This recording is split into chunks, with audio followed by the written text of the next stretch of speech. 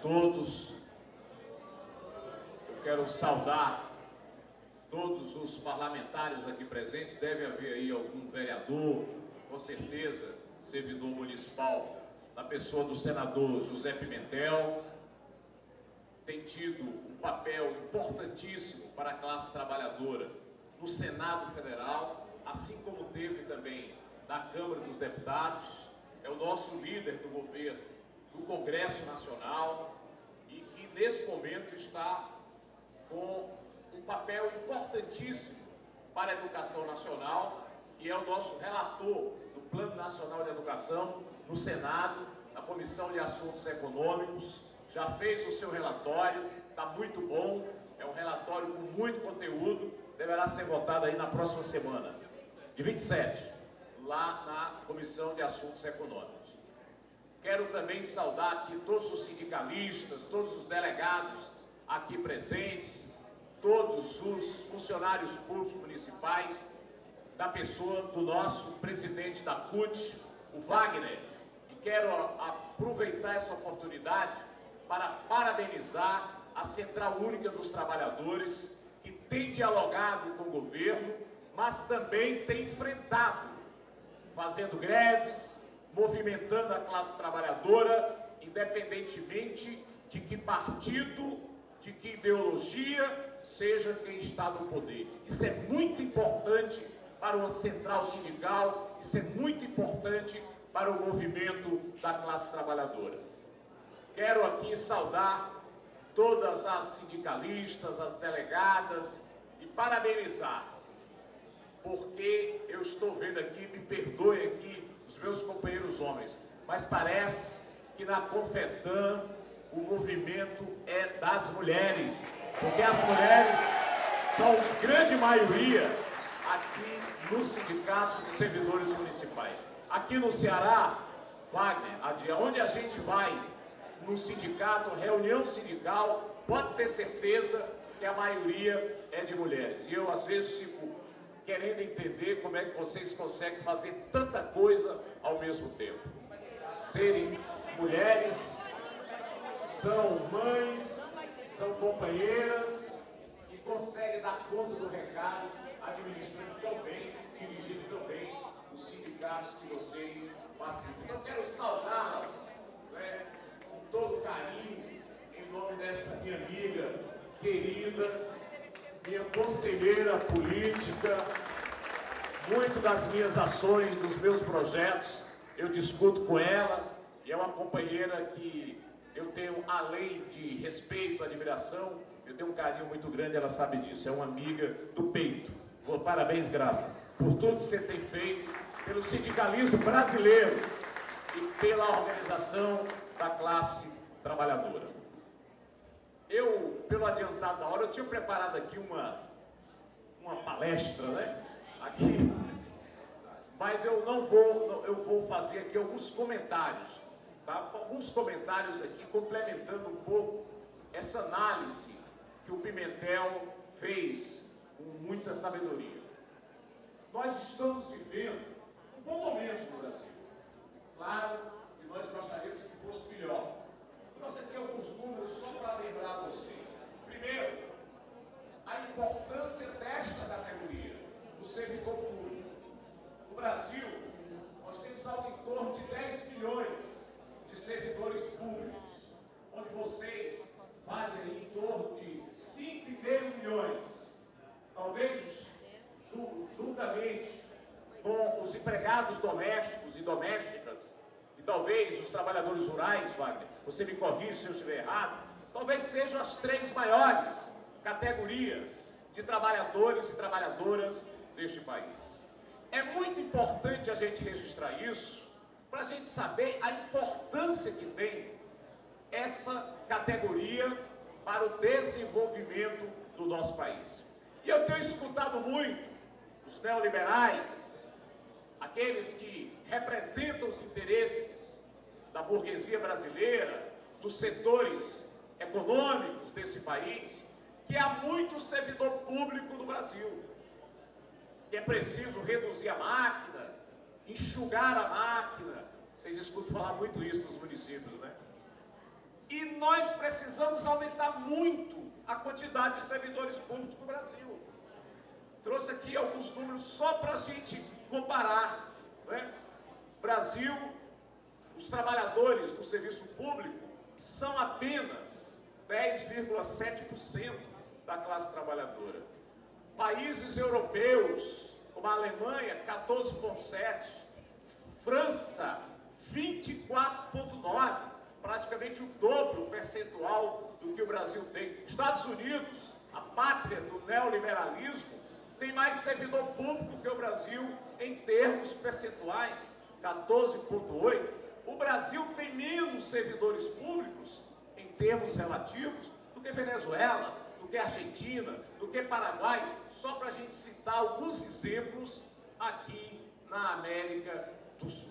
Portanto, esta é uma categoria, como disse muito bem o Pimentel, que vem se organizando, que vem se consolidando através dos seus sindicatos. Talvez, se os servidores públicos soubessem, tivessem total consciência da sua força, da sua importância, nós não teríamos, Wagner, apenas 100 ou 120 representantes de trabalhadores na Câmara dos Deputados. Porque você tem razão, a maioria dos 513 que estão lá representam o poder econômico, representam os grandes produtores rurais, representam os setores mais conservadores desse país. Por isso que é fundamental saber do seu tamanho, da sua importância.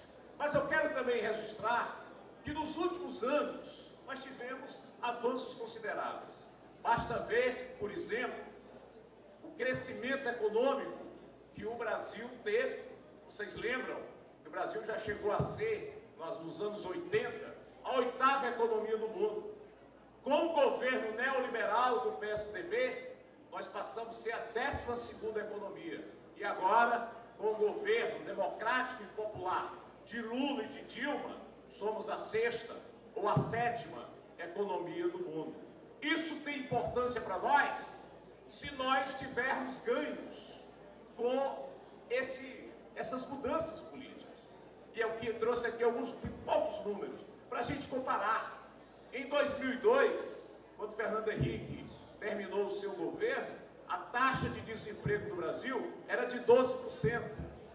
Terminamos o ano de 2012 com 5,5% de desemprego. O menor desemprego da história desse país. Com a classe trabalhadora governando com Lula e com Dilma. É preciso a gente lembrar que 19,5 milhões de empregos foram criados nos últimos 10 anos. 4,1 milhões só no governo Dilma, com 2 anos e poucos meses de mandato.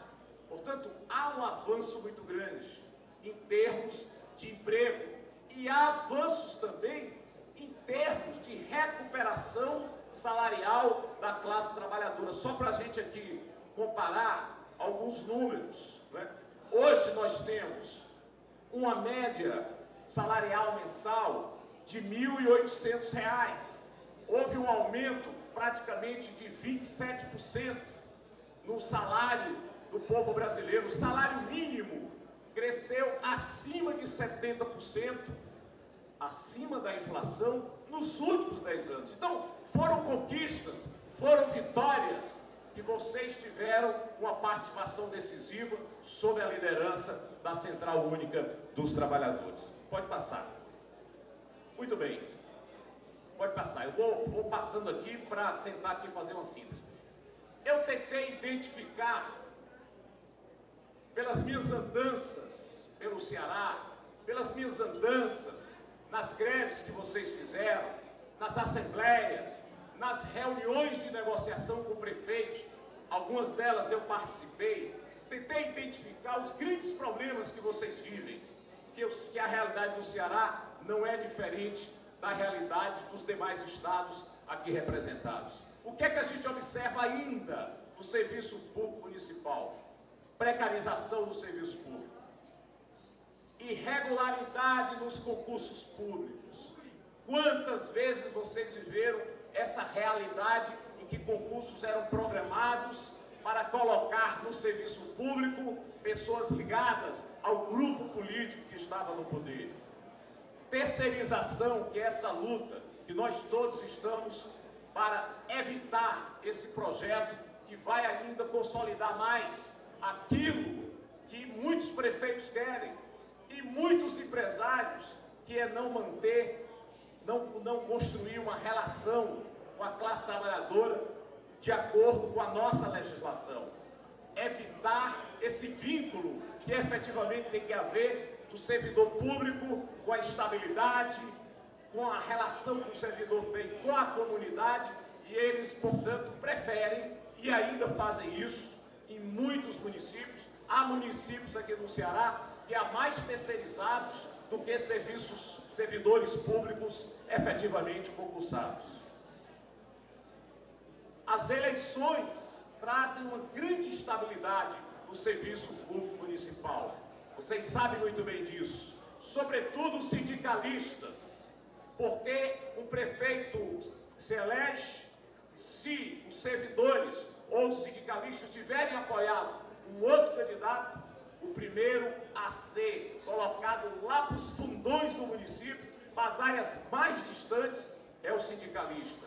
É aquele que participa das assembleias, é aquele que participa das atividades sindicais. Portanto, é preciso, de uma vez por todas, nós tirarmos esse fator da realidade municipal.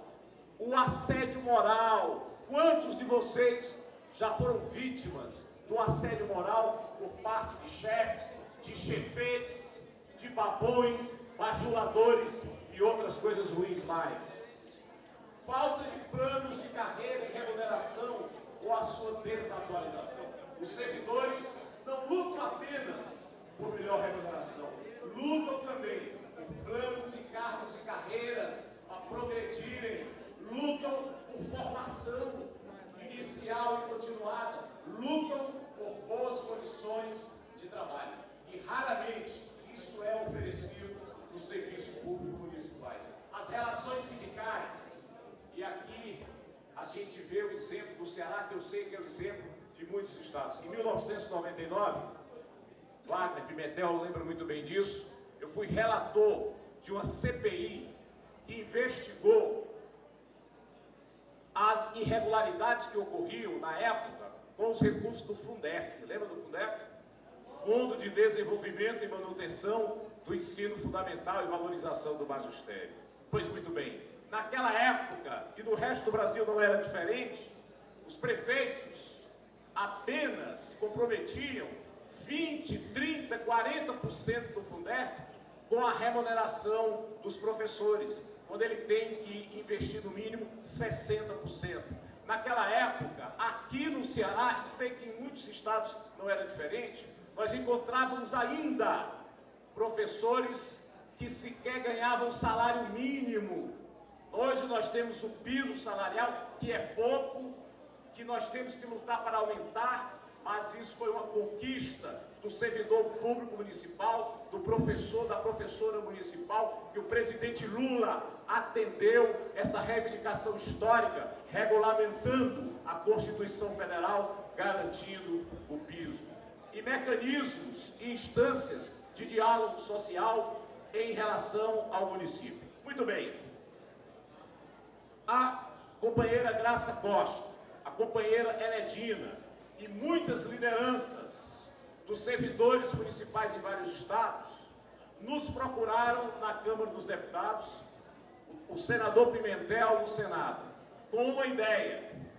Lá no Congresso sempre houve frente parlamentar em defesa dos servidores em geral, ou em defesa do serviço público em geral.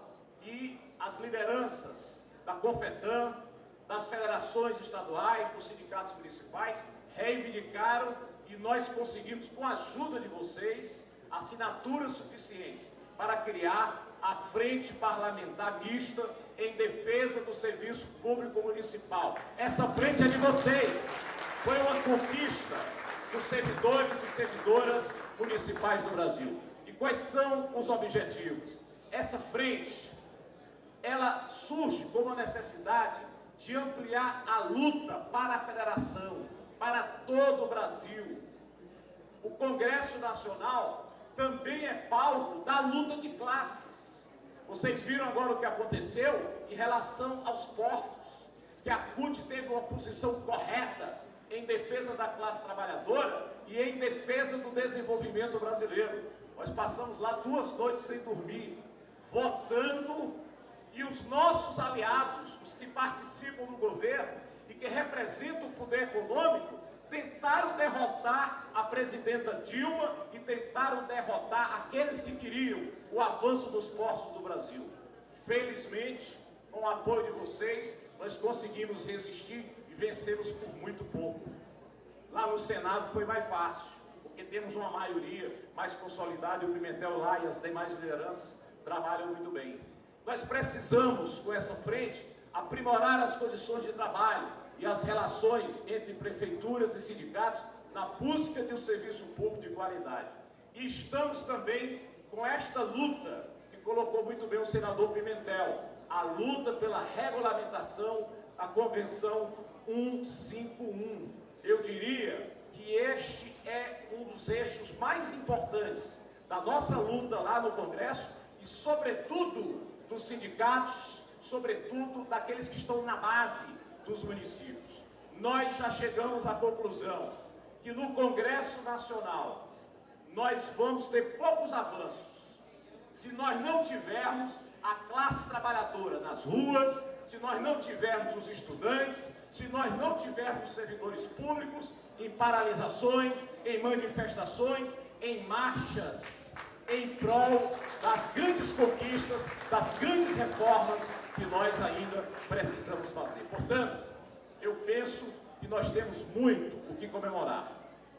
Este Congresso vai fazer grandes debates e vocês têm que refletir os grandes avanços que vocês conquistaram nos últimos anos, seja no Poder Executivo, no Poder Legislativo, no Judiciário, mas sobretudo na organização do servidor público municipal. Mas sobretudo, nós temos também que refletir o que precisamos fazer. Estamos longe de ter uma democracia com desenvolvimento social, com justiça.